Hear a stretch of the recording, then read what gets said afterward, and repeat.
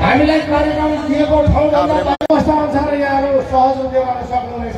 भइसकेका छन्। स्वयंसेवक साथीहरूले कुरा बुझिसक्नु भएको छ, त्यो अनुसार व्यवस्थापन गरिदिनु होला। मान्छेहरूको उपस्थित हुने क्रम जारी छ र उपस्थित हुँदैछन् र जसले गाडी लिएर आउनुभएको छ त्रिभुवन युनिभर्सिटीको गेट साइडमा लगेर ओपन ठाउँमा राखिदिनु हुन म अनुरोध गर्छु। यही बाटोमा लगेर गाडी राख्दाखेरि हामीसँग आएका आन्दोलनमा आउनुभएको सभामा आउनुभएका साथीहरूलाई भर्खर सुरु हुँदैछ। टियुको भित्रपट्टि चौरको गेटमा मेन बाटोबाट भित्र छिरेर बाहिर सुरक्षितसँगले राखे पनि हुन्छ। यहाँ अगाडि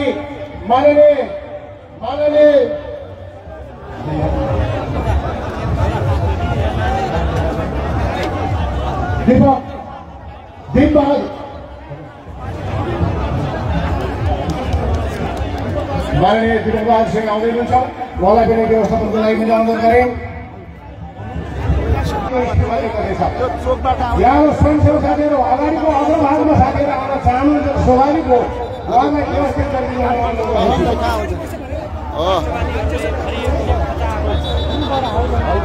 हामीले कार्यक्रमलाई छिटोभन्दा छिटो सञ्चालन गर्नका लागि यहाँ मञ्चमा नेताजीहरूको व्यवस्थापन पनि गरिसकेका छौँ। केही हाम्रा सम्माननीय आदरणीय नेताहरू आउन बाहेक अरू हामीले व्यवस्थापन गरिसकेका छौँ।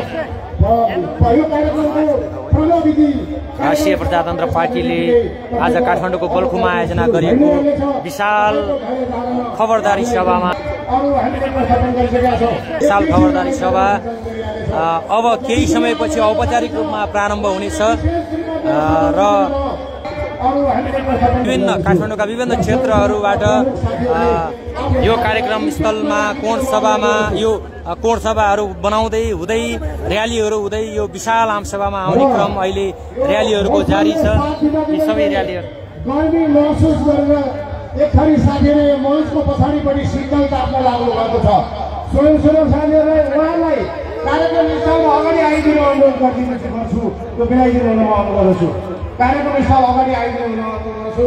पछाडि अब शीतल तापिसक्नु भएको छ, अगाडि आइदिनु हुन अनुरोध गर्छु। यहाँ जति पनि रहनुभएको साथीहरूले कार्यक्रमको प्रतीक्षा गरिरहनु भएको छ। अहिले कार्यक्रम छिटोभन्दा छिटो प्रस्तुत गर्नेछौँ र हाम्रो कार्यक्रममा सहभागी रहनुभएको टाढाबाट आउनुभएको साथीहरू आउँदै हुनुहुन्छ। सबैलाई एक पुष्ट स्वागतको लागि ताली बजाइदिनु हुन अनुरोध गर्दछु। स्वयंसेवक साथी तथा आम सहभागी राष्ट्रपति दाजुभाइ दिदीबहिनीहरू पार्टी पङ्क्तिमा मेरो नमस्कार छ। जय राष्ट्रवाद, जय राष्ट्रवाद, जय राष्ट्रवाद। मैले किन भनिरहेको छु भने अरू हामीले व्यवस्थापन गरिसकेका छौँ। यो कार्यक्रमको प्रविधि अरू हामीले व्यवस्थापन गरिसकेका छौँ। यो कार्यक्रमको प्रविधि अरू हामीले व्यवस्थापन गरिसकेका छौँ। यो कार्यक्रमको प्रविधि अरू हामीले व्यवस्थापन गरिसकेका छौँ। यो कार्यक्रमको प्रविधि अरू हामीले व्यवस्थापन गरिसकेका छौँ। यो कार्यक्रमको प्रविधि अरू हामीले व्यवस्थापन गरिसकेका छौँ। यो कार्यक्रमको प्रविधि अरू हामीले व्यवस्थापन गरिसकेका छौँ। खाली मेच छ, बाहिर उभिनु भएको छ। अब हाम्रो मेचले धान्नेवाला त छैन। मैले केही मेच खाली भएको भएर अरू हामीले व्यवस्थापन गरिसकेका छौँ। यो कार्यक्रमको प्रविधि अरू हामीले व्यवस्थापन गरिसकेका छौँ। पार्टी अध्यक्ष राजेन्द्र लिङ्गदेन आइसक्नु भएको छ। पार्टीका सहकारीवाला यो कार्यक्रम स्थलमा प्रवेश गर्नुहुन्छ। राजेन्द्र प्रसाद लिङ्गदेनले कार्यक्रम स्थलमा प्रवेश गर्नुहुन्छ। कर्तन ध्वनिका साथ यहाँले ताली बजाएर सेवामा हार्दिक हार्दिक अनुरोध छु। राष्ट्रपा जिन्दाबाद, पछाडिको गाडीहरू बन्द गरिदिनु अनुरोध। स्वयंसेवक साथीहरू अरू हामीले व्यवस्थापन गरिसकेका छौँ। यो कार्यक्रमको प्रविधि रहनुहोस्, क्रियाशील रहनुहोस् है साथीहरू।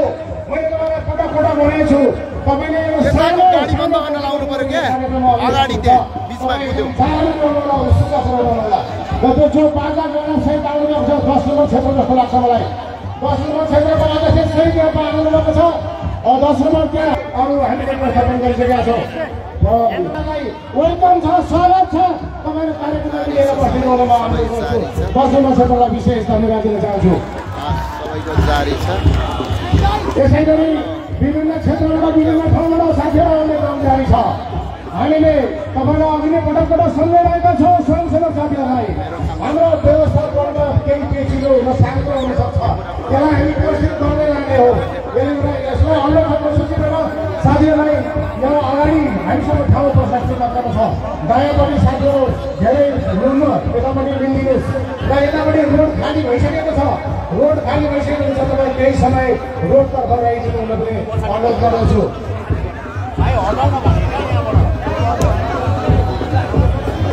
र यहाँ आज सहभागी बन्नलाई अभिषेक ब्रह्मचारी अर्थात् महासचिव राष्ट्रपति नेवा सङ्गठनको साथी पनि आइसक्नु भएको छ।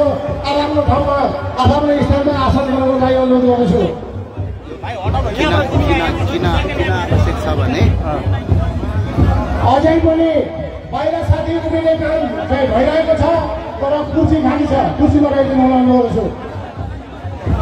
र यो राष्ट्रिय झन्डाले मिडियालाई छेकेको छ, यो अलिकति व्यवस्थापन गरिदिनु होला। यो राष्ट्रिय लेफ्ट साइडको झन्डालाई